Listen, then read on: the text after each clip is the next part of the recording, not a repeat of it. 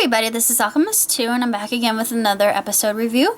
I just watched episode 22 of Power Rangers Zeo, and the episode was called Trust in Me. And of course we have King Mondo and Orbus and the other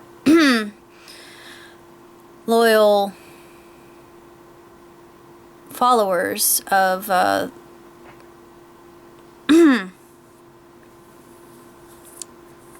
the Machine Kingdom, or I should say the denizens of Machine Kingdom, and they are in the process of creating this robot named Defector, who's supposed to win over the Rangers' trust. What I really like about this episode, I had forgotten about this, but now seeing it over again, I realize why I enjoyed this episode so much, because this episode actually featured Jason and Bali going undercover to fool the sergeant, and they were really good. And even our main characters were they were also completely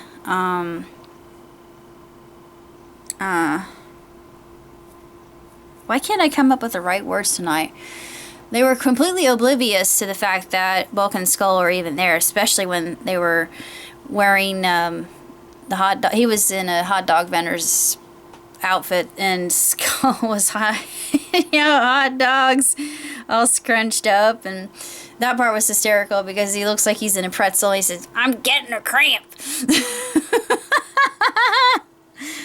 That part is just so comedic, and I remember the first time I watched it, and I was busting a gut over it. And this episode was actually quite a good episode too, because we have a blind girl, and she can take on 3 guys at once.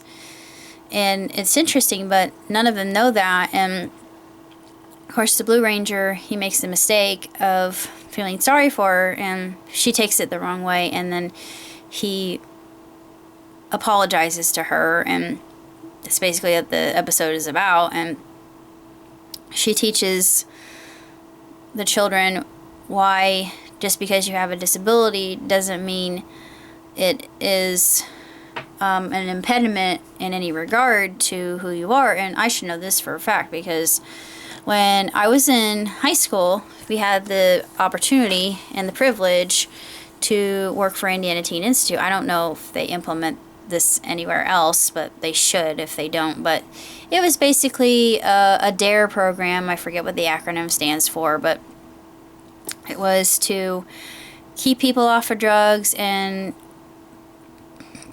get people on drugs into rehab, get them clean and all that.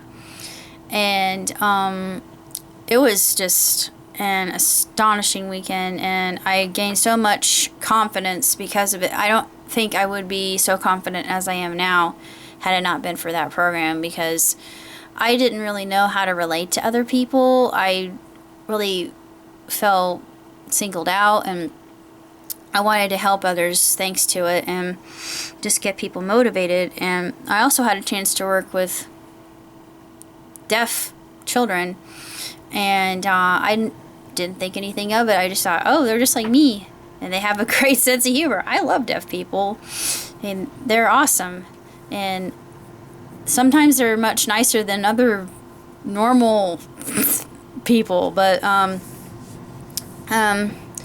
this wind is really freaking me out. But anyway, the episode was really well done, and seeing the Rangers in action was always just amazing. I thought it was absolutely incredible. They're always just magnificent. But I think the most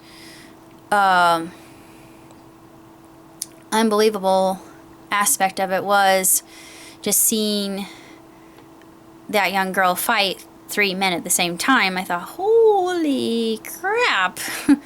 She's kicking butt and taking names, and just relying on her other abilities rather than just basing everything on one ability alone, because I think as people who have all of our five senses or more, we forget what it's like to be robbed of one sense. But it's like in Avatar, if you've seen Avatar: The Last Airbender, she can feel vibrations of the earth. Actually, she can feel vibrations as they go through the earth, much like radar or sonar. It's like I forget what they call that.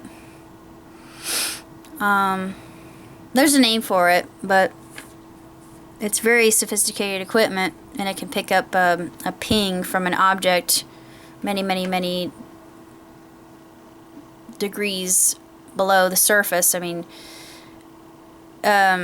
miles and miles and miles. But Toph, she became one of my favorite characters because of that. Then she was also just bad butt. But yeah, she reminded me of Toph quite a bit, just because of, maybe they, the creators of Avatar thought, you know what, we should make another kick butt girl like this one here, and make her a role model. I thought, maybe they were inspired by that. The other thing I like about this episode, and it didn't detract, it was more subplot than anything. It was just Bulk and Skull being their usual goofy selves, and that Laurel and Hardy rapport that we're so used to seeing. And when they were at the end dressed as girls, oh, I love things like that. That made my day. That just made me happy. But they had the sergeant completely fooled. But if that doesn't get him into the academy, I don't know what will. But that's all I have to say about episode 22 of Power Rangers Zeo. So I shall see you next time. Live long and prosper. Ciao, Tootsie.